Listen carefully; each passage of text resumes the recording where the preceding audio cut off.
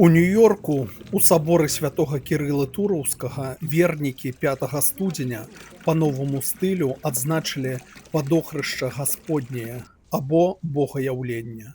Правёў набажэнства і асвячэнне вады святар беларускага сабора айцец Іван Кухар. У гэты дзень царква ўслаўляе Хрыста, які прыйшоў абрад асвячэння вадой.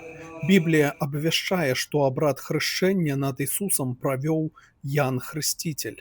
Падчас абраду на збавіцеля сышоў святы дух у выглядзе голуба. Менавіта ў гэты момант нябесны голас абвясціў, што гэты чалавек сын Господа, любімы і адзіны, які нясе свету добрую волю.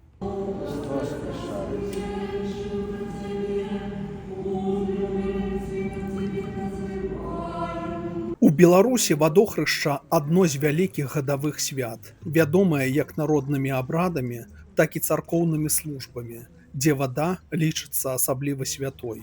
Некаторыя вернікі ў гэты час акунаюцца ў водах, а ў Злучаных Штатах гэта акіянскія воды. Хрещається. Христос хрещається.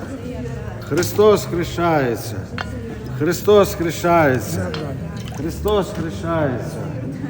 Підемо такого. Вадохрышча гэта напамін хрысціянам пра ўласнае хрышчэнне. Таксама тут павінен быць спадзеў не на ваду ці якія-небудзь атрыбуты, а перш за ўсё на ўласныя ўзаемадачыненні з Господам. Усіх вернікаў са святам вадохрышча Гасподняга або богаяўленнем, па якому б календару вы яго не святкавалі.